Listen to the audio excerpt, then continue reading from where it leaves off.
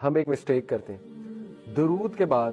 یہ ہماری ایک معاشرے میں پتہ نہیں یہ کہاں سے چیزیں آئی ہیں کہ اصل میں دعا قبول ہوتی ہے نماز میں، سجدے میں اور نماز کے دوران.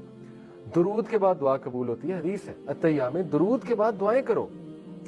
صحابہ کہتے ہیں نبی صلی اللہ علیہ وسلم اتنی دعائیں کرتے تھے درود کے بعد کہ ہم کہتے تھے سلام پھیرنا بھول گئے. نبی صلی اللہ علیہ وسلم سلام پھیرنا بھول گئے. ہم کیا کرتے ہیں پتہ نہیں کیوں کرتے ہیں ایسے. درود کے بعد ایک دعا، اونلی ون دعا، ربی جعلنی مقیم الصلاۃ، جو بچپن سے قاری صاحب نے سکھائی ہے. سلام پھیر لیا جاتا ہے، جماعت کے ساتھ بات کر. اس کے بعد ہاتھ اٹھا کے دعا کی جاتی ہے جس کی کسی کو سمجھ نہیں آ رہی، اور وہ صرف اینڈ میں ایک جملہ سمجھ میں آتا ہے صلی اللہ علیہ وسلم، اور پھر اس طرح ہاتھ پھیر لیا جاتا ہے. ٹھیک ہے، جماعت کے بعد کبھی کبھی دعا کی جا سکتی ہے اس طرح سے اگر ضروری کوئی موقع ہے، اجتماعی دعا بیماروں کے لیے. لیکن اس کو روایت بنا لینا کہ اس کے بغیر نماز ہی نہیں ہوئی، یہ پتہ نہیں کہاں سے آیا. اس طرح کی باتیں اکثر آپ کو بزرگ ڈانٹ دیتے ہیں کہ تم نے دعا نہیں کی. بھائی نماز ساری کی ساری دعائیں، کیا مطلب دعا نہیں کی ساری؟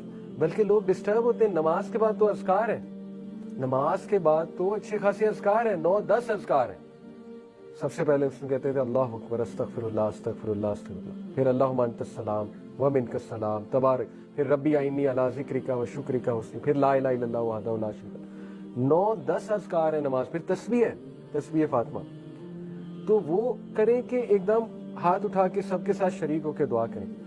تو یہ مناسب نہیں ہے اور یہ ایک روایت بن چکی ہے، اور لوگ اب یہ سمجھتے ہیں کہ اصل دعا وہ ہے. دیکھیں اصل دعا تو درود کے بعد ہے. آپ کو 7-8 دعائیں کرنی چاہیے درود کے بعد. چلیں 2-3 کر لیں. اور یہ خوبصورتی ہے نماز کی